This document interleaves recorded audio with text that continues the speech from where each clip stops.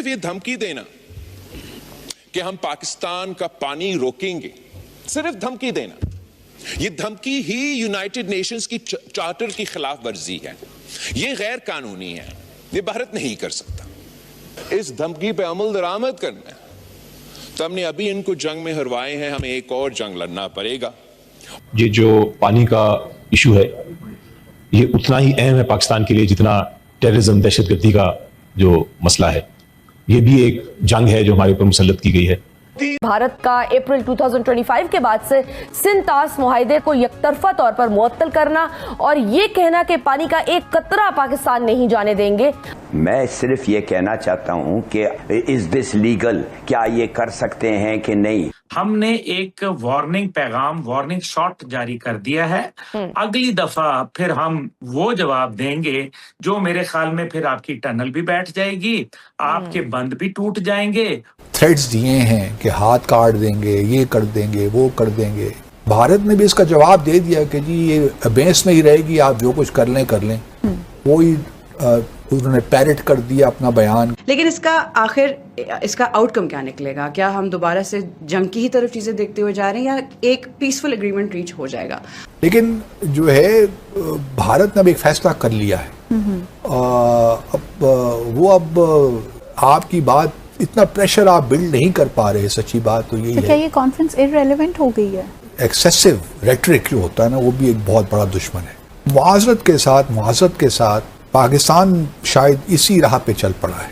वही धमकियां दोहरा रहे हैं, वही बातें कर रहे हैं, उससे असर कम हो जाता है। इस वक्त किसी भी हद तक, किसी भी साजिश तक जा सकता है, हमें हर वक्त चौकन्ना ना रहना पड़ेगा। लेकिन आज उस मुल्क के अंदर से जो आवाजें उठ रही हैं, वो अपनी फेस सेविंग के लिए किसी भी खतरनाक हद तक जा सकता है। कल मैं सुन रहा था तकरीर इंडिया के वजीर आजम मोदी की, उनकी मैं तकरीर सुन रहा था। वो कह रहे थे कि हम किसी एटमी ब्लैकमेलिंग में नहीं आएंगे। ये तो सीधा और साफ मैदान में रखी हुई बात है कि 1 और 10 का रेशो है। हमारा जो रकबे और तादाद का फर्क है, उसके हवाले से एक इंतबा है। पिछले हफ्ते इस्लामाबाद में एक आलमी सिंध-तास कॉन्फ्रेंस का इनेकाद किया गया। आप क्या समझते हैं कि इस कॉन्फ्रेंस से अब पाकिस्तान के जो मकासद हैं वो हासिल कर पाएगा? पाकिस्तान का मकसद है क्या? पाकिस्तान का मकसद तो यही है ना कि भारत सिंध-तास मुआहदे को रेस्टोर करे, और जो उसने अबेंस में रखा हुआ है, जिसमें जो कानूनी हैसियत उसकी कोई नहीं है, लेकिन हर धर्मी है। और भारत एक मैसेज कन्वे करना चाहता है, जो मैसेज नहीं बल्कि एक पूरी पॉलिसी उसने तब्दील कर दी। अब ये मकसद हल होता है नहीं होता, ये तो मैं उस पर बात कर लेता हूँ, लेकिन पहले इस कॉन्फ्रेंस से बात कर लेते हैं। जी प्लीज़। देखिए, मैं पहले भी कई बार शायद ये कहता रहा हूँ कि सफारतकारी की बहुत अच्छी इफेक्टिव सफारतकारी के बहुत से दुश्मन हो सकते हैं। एक दुश्मन उसकी जो है ना एक्सेसिव रेटरिक जो होता है ना, वो भी एक बहुत बड़ा दुश्मन है। एक्सेसिव बहुत ज़्यादा बयानबाजी हो जाए ना तो वो नुकसानदेह होती है, वो काउंटर प्रोडक्टिव होती है। मुआज़रत के साथ अब पाकिस्तान शायद इसी राह पे चल पड़ा है।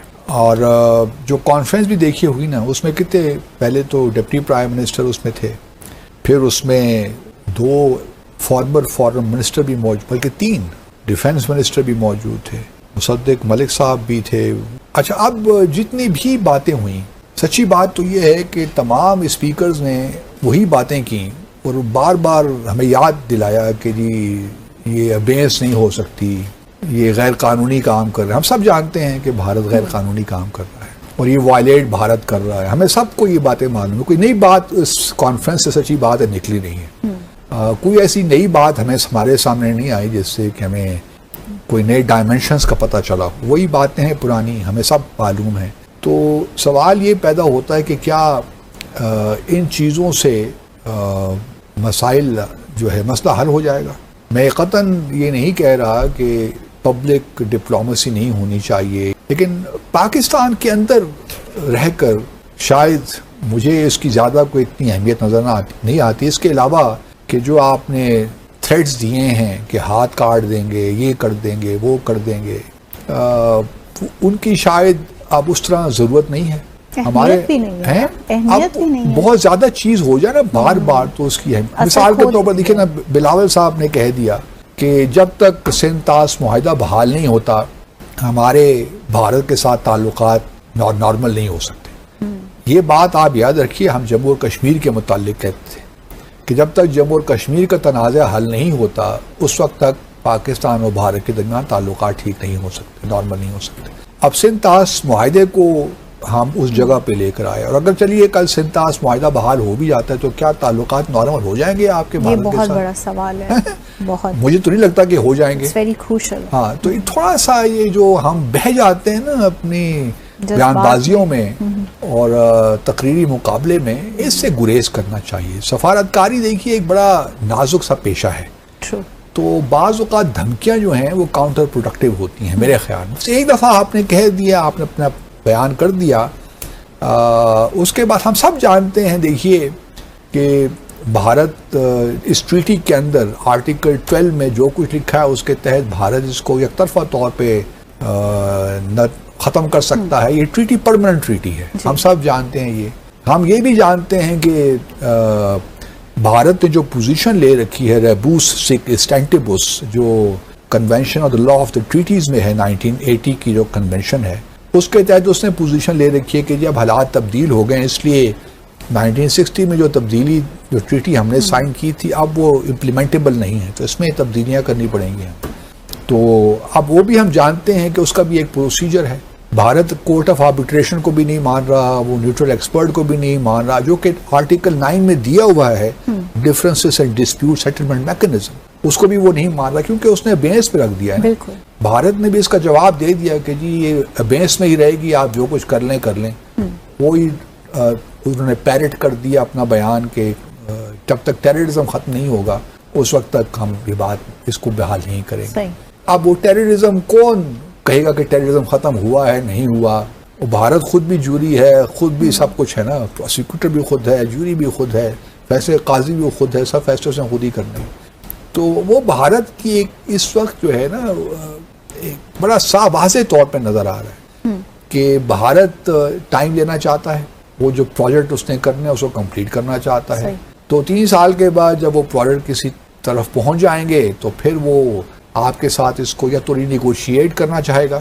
جو بھی اگر آپ ری نیگوشیٹ کرتا ہے لیٹ سے، اور وہ کس طرح ہوتا ہے یہ ایک بڑے اس کے مراحل ہیں. آیا وہ کمیشن کے لیول پہ ہو، کمیشن کے لیول میں میرے خیال میں نیگوشیشنز نہیں ہو سکتے کیونکہ کمیشن جو ہے وہ اس کا تعلق امپلیمنٹیشن سے ہے ٹریٹی.